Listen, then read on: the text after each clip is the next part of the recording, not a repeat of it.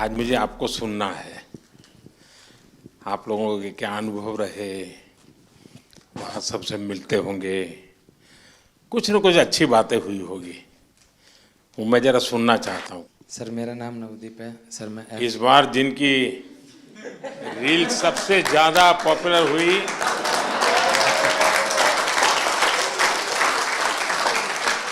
एक आप है, दूसरा शीतल है। सर मैं F41 कैटेगरी में जेवलिन थ्रो करता हूं सर।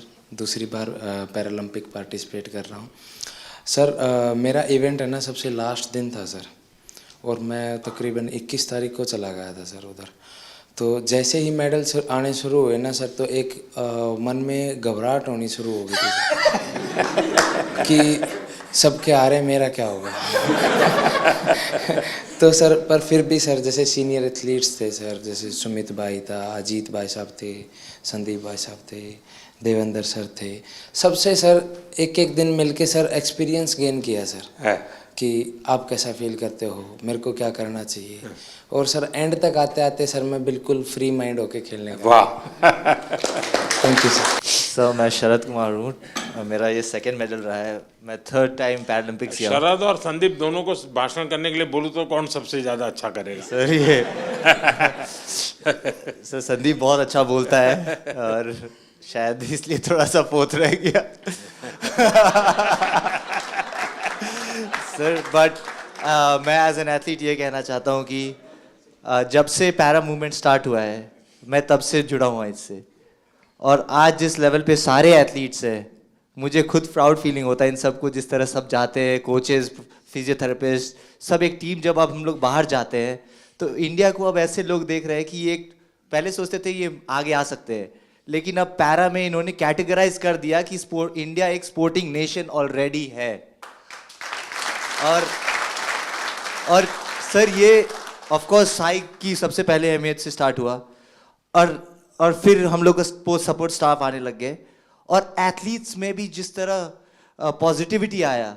और सर मेन तो एक और है, आपसे मिलने और जाने से पहले आप जब सबसे बात करते हो और फिर आने के बाद सबसे मिलते हैं, आई थिंक सारे मेडलिस्ट, सारे एथलीट यही सोचते हैं कि हमें यही मौका मिल।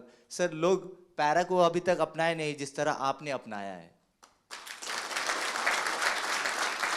नमस्ते सर, मेरा नाम सुमित अंतिल है और मैं back to back second gold medal है सर मेरा।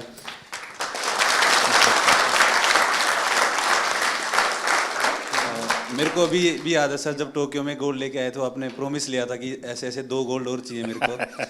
तो ये दूसरा सर आपके लिए है, क्योंकि उसके बाद में जैसे जब पैरालंपिक से पहले हम काफ़ी नर्वस थे, क्योंकि मैं आर्टिकल्स पढ़ रहा था कि हर तरफ मोस्ट फेवरेट एथलीट जो गोल्ड मेडल को डिफेंड करेगा, तो कुछ नाम आ रहे थे सर, उसमें मेरा भी नाम था। बट जब 20 अगस्त को आपसे बात हुई तो वही पल याद आ गए सर, टोक्यो वाले, कि अब की बार फिर से अच्छा करना है। और हमारे साथ में मेरी पूरी टीम है सर, मेरे फिजियो, मेरे कोच, जो आप, हम सभी की तरफ से सर आपका बहुत बहुत धन्यवाद। क्योंकि हमें ये लगता है सर कि मेडल लेके आएंगे तो आपसे मिलेंगे, आपसे पर्सनली बात करेंगे, तो बहुत बहुत धन्यवाद सर आपका। भाइयों, देखिए साथियों, ये बात सही है कि हर खेल में जो सपोर्ट स्टाफ होता है या कोचिंग करने वाले लोग होते हैं, बहुत मेहनत करनी पड़े हर क्षेत्र में। लेकिन दिव्यांगों के साथ काम करना, उनको सिखाने से पहले खुद को उस जिंदगी को जीने के लिए मन से तैयार करना पड़ता है, खुद को उस पोजीशन में रखना पड़ता है, कौन सी उसकी दिक्कतें हैं उसको खुद के जीवन में आत्मसात करना पड़ता है, तब जाके कह सकते। वरना मैं तो रूटीन में कह दूंगा यार दौड़ो, अरे वो कभी मैं नहीं दौड़ सकता, वो कोच समझ सकता है ये नहीं दौड़ सकता, उसके लिए तरीका ये होना चाहिए। और इसलिए मैं मानता हूँ कि जो पैरा एथलीट्स को जो ट्रेन करते हैं वो कोचिज एक्स्ट्रा ऑर्डिनरी होते हैं, उनके अंदर एक्स्ट्रा ऑर्डिनरी ताकत होती है जी, और इसको बहुत कम लोग समझ पाएंगे। मैं भली भांति समझता हूँ, और मैंने कई बार जब फ़ोन पे भी सबसे बात करने का मौका मिलता है तो मैं इस बात का जिक्र करता हूँ, क्योंकि जो सामान्य है उसको सिर्फ टेक्निक सिखानी होती है, इसको तो जीना भी सिखाना होता है जी।